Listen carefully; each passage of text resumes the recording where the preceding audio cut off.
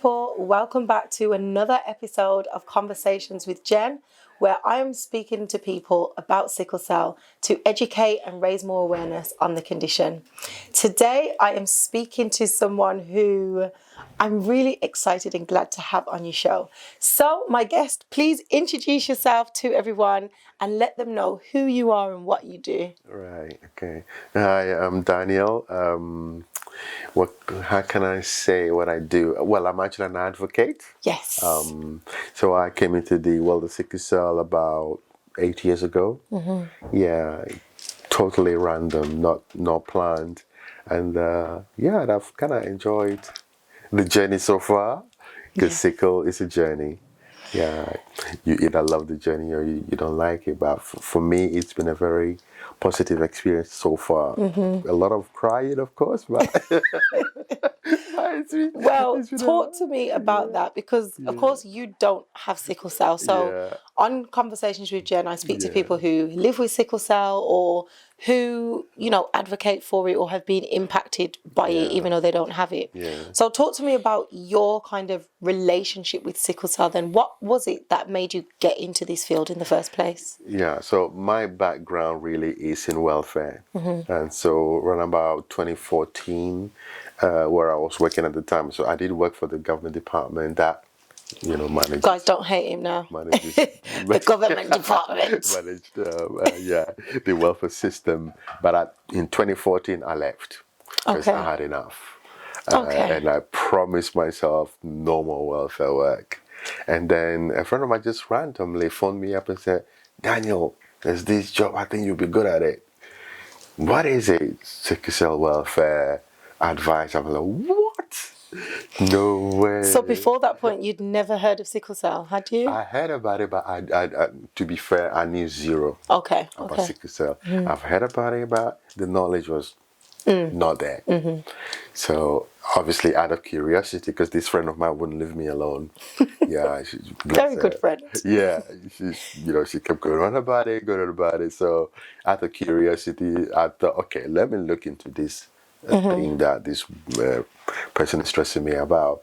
And so I started reading up on sickle cell. Oh my goodness me. Yeah. Before I even applied for it, I already started crying. So oh my gosh. I thought, oh my God, I'm not going to be able to do this. But yeah. It's because it's so horrible, I would say. It's such a horrible condition. But you said that you didn't want to go back into anything to do with welfare. No, not so at all. You did? Yeah, and I did, and that was sickle cell. So and I, obviously as I kept reading, because now I have to apply for the job, right? And then as you normally do, you want to learn a little bit about what it is you're about to let yourself into. Yes. So reading about sickle cell and trying to find out if there was anybody in the sickle space doing welfare, and it dawned on me that nobody was doing it.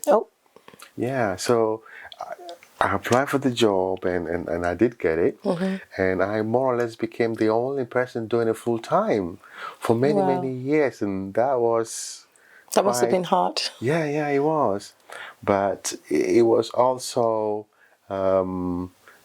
one of those things you went to work, you did, and you came home and you felt good about yourself because every day I knew I was making a lot of difference in people's lives. Just being able to take their story and then fit it into the sickle cell jigsaw puzzle, the benefit jigsaw puzzle. Yeah, and so it was but I had to learn a lot. Because I didn't know anything about sickle, so I had to learn a lot. Okay, so you kind of, I guess, being thrown into this world of how to incorporate sickle cell into the welfare system. That was also how I kind of met you and where the position you was in when I first became aware of who you were and what you did. And I mean, even me at the time, I was like, hi Daniel, can you help me with this?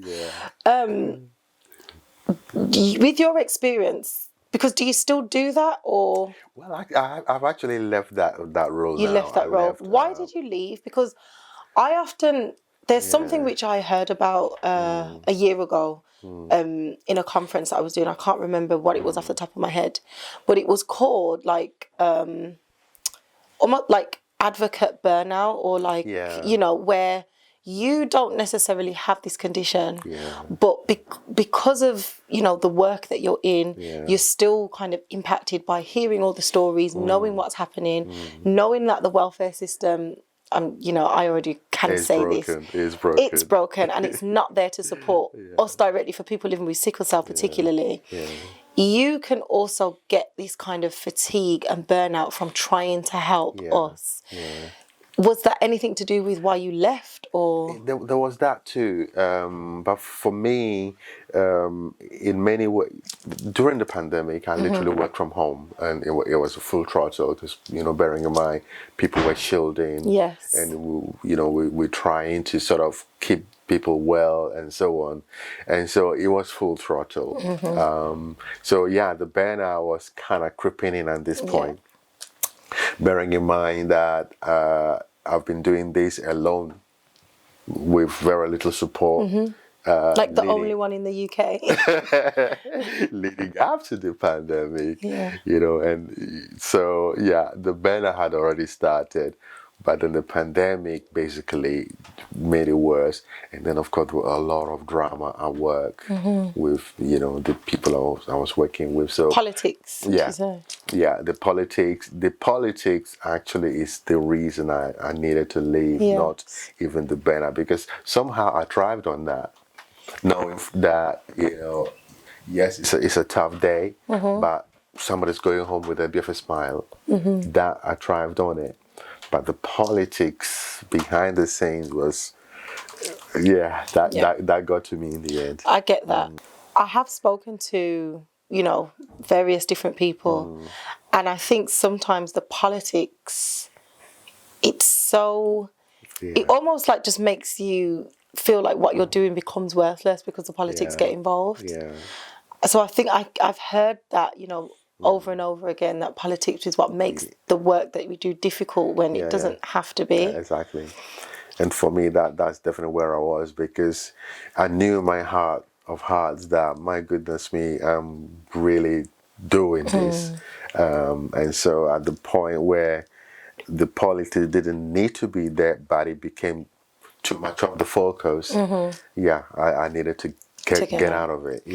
But even though you got out, you still are in the space as like an award-winning advocate. You have the Sickle Cell Welfare Forum, which is like your what do I don't even know what to call it, but it's like your group, your non-profit, your work. You've also got there's another. You still do a lot. Advocates. Yes. It's kind of crazy, because when I started in the sickle space, a year after that, I'm getting really frustrated now about the lack of, the right support systems for sickle. And so, but there's nobody else to talk to, because it's just me. And so I thought, okay, how else can I let loose of this steam? And so I created this Sickle Cell Welfare Forum, and I just used to blog, and I would just write my thoughts, angry, happy, whatever it is, and I would just write about it. And so that's how the Welfare Forum thing started. And then leading on from that, I felt, okay, when you go to the clinical settings, you see a lot of patients sitting around, but nobody's talking to each other. So I thought, okay, now what can I do to change that? So I created this group on WhatsApp, and I just literally started approaching people one at a time. To join this group. There's a lot of resistance, but I can be quite persuasive when I'm in that headspace. So I managed to get up to about 200 people at one point. To join, but unfortunately we had to move the group to another platform. Oh yes, because WhatsApp is not that exactly secure. WhatsApp.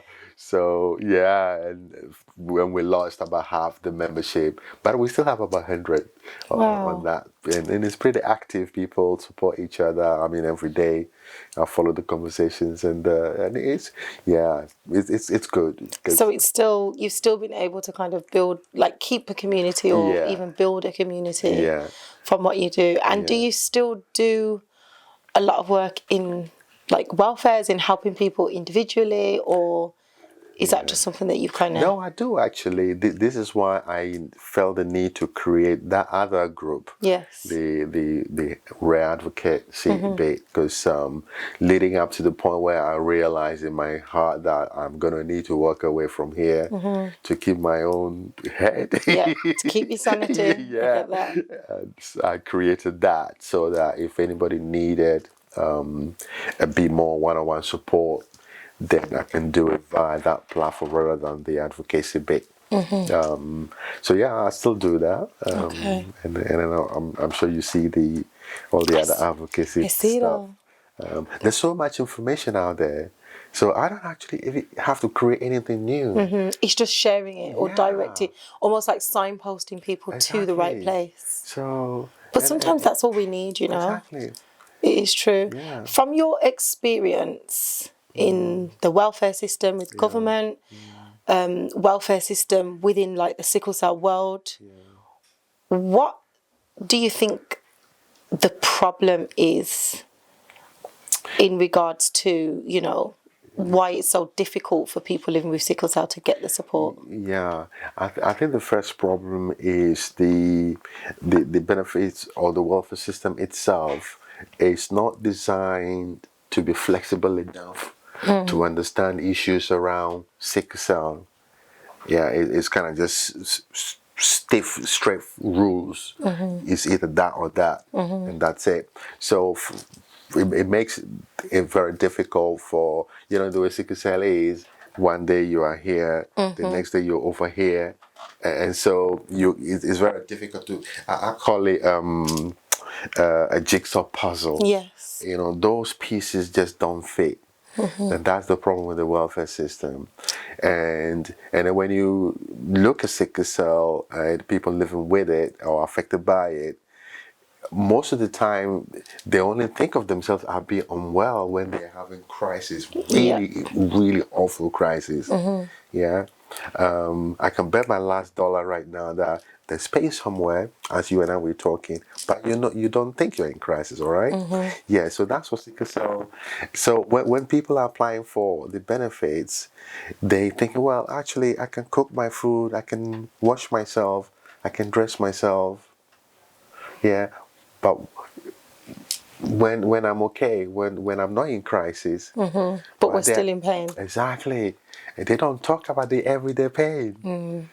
You see, and that is the fundamental problem It is. with sickle. We kind of, I guess for us, when we're Yeah, really unwell or when we're yeah, at the stage where we need to go to the hospital, that's when we consider ourselves, you know, yeah, sick. And other than that, yeah, I think because a lot of us are very kind of just driven and we yeah, just try and, you know, even though we have sickle cell, we yeah, still just try and lead as normal life as yeah, possible. exactly. We don't always like to consider ourselves to, you know, being sick when we're not sick. Yeah, So if you were to change something within like the government and policy yeah. that would benefit us, what would that one thing be? Well, I think that there needs to be that recognition that with sickle cell, you don't necessarily need to wait till somebody gets really, really bad, because it's better to address that problem before it gets worse. Because if you don't stop it, then it will get It will worse. get Yeah. worse. Yeah. So let's slow this journey down. Let's slow it down. So as soon as a child is born, they're diagnosed, maybe a year into that, start having the conversation with the parents. What help do you need? How can we support this child and yourself, of course, to make this journey a little bit smoother? Yeah. And do you think that, like, how would that happen? Do you think it's more education that they need, or they need to even, do they even know about sickle It cell? needs to be government policy Yeah. that can do that. Yeah. So if the policy is in place, which then compels the decision makers to Yes. pay this money or give this support to the families affected, then it would happen automatically. But if that government policy is not in place, it doesn't matter how much education we are giving people or how much awareness at that level when the kids are so young. Yeah. It will still be a lot There's of just nothing fight. in place. Even at adult ages, it's still a fight. Oh gosh, yeah, Yeah. it is. Yeah. When you were in that government position, Yeah. did you have to undergo any training, any I don't like was there anything that you went to find out about these conditions, or what, or you know, to have a general knowledge, or was it just you No. read the paperwork and then Yeah. you just go by the words on the You, paper? you know about the thing you are making the decision about, That's it. like there's so many benefits out there. Of course, of course. So yeah, so if it's income support, you learn about income support. If it's PRP, you learn about it. If it's a DLA, you learn about it. Whatever it is, that is what the focus is. It's never about the health condition Or the person or the no, individual. no. It's about the benefit, the qualifying conditions, what you're looking out for in that qualified condition, and that's it. Yeah. Right. So it's never about, okay, when you have sickle cell, this is how you deal with it.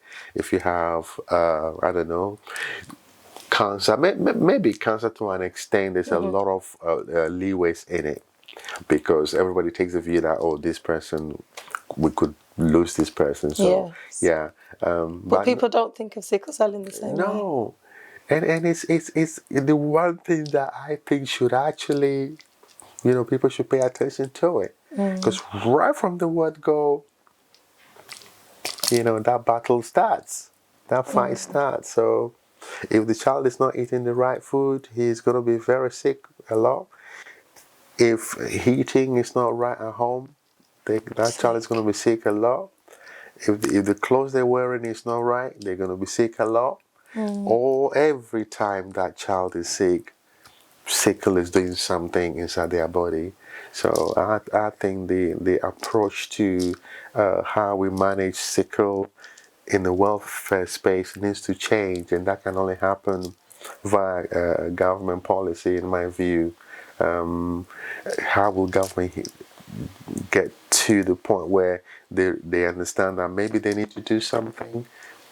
What we all do, the advocacy, we can't stop doing that. Yeah. We have to keep doing that. We have to hope that all the big organizations like the Sickle Cell Society and everybody else who is operating in the sickle space is knocking on government doors.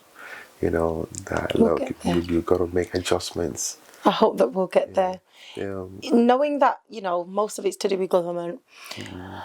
On, conversations with Jen, I like that people can have something to take away or something that they may be able to learn.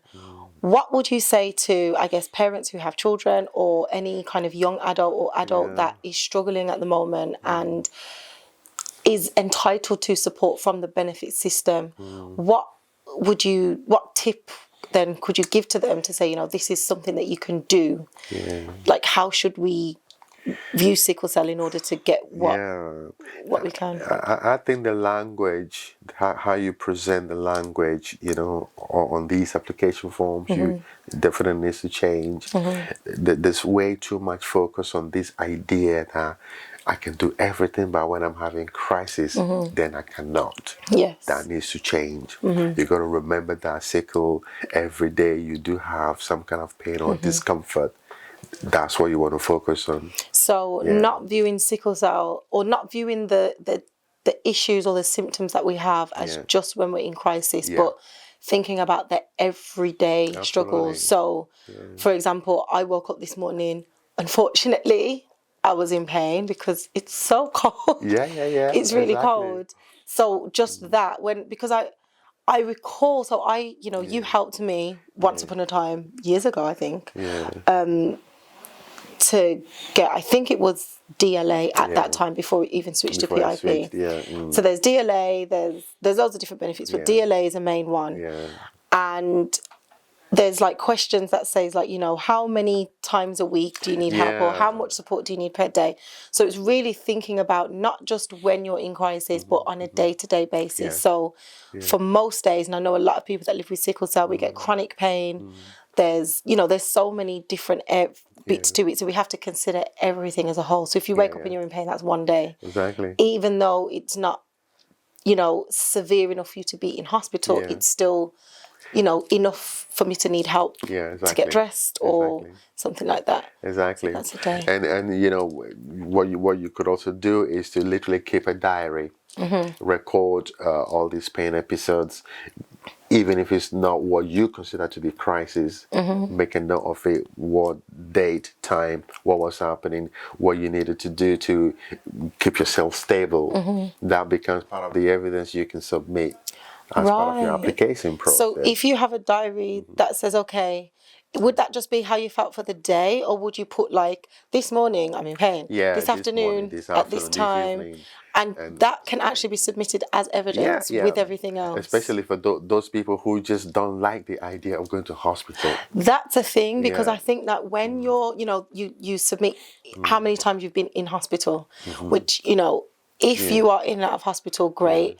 For someone like me, like I can remember, I hated going to the hospital, and I would always try to manage my pain at home. And so the difficulty with me even being able to continue to get support came because, well, on paper it looks like I don't go to the hospital as much, so I must not be sick. But I just would struggle at home because NHS, I'm sorry guys, I can't bother to deal with you all the time. So for someone like that tries their best to stay out of hospital and prefers to be at home rather than going in, keeping a journal or a diary or something. Exactly, it's very helpful. Very helpful. That's a good tip. Thanks for sharing that. Helpful. See, there you go, guys. I'm trying to deliver you the information that you need. So coming slightly off topic, you obviously are in the UK, so you know there has been a lot of a call to action for more people to donate blood, and specifically more Black people to donate blood. Are you a blood donor? I have been in the past, not at the present time But we can't all. Sometimes you can, and then suddenly you can't. What do you think about that call to action? What do you say to kind of people who don't donate? Or oh God, I'll just say, look, just do it, because that really is a lifesaver for many people. I mean, it's that simple. Great. Simple.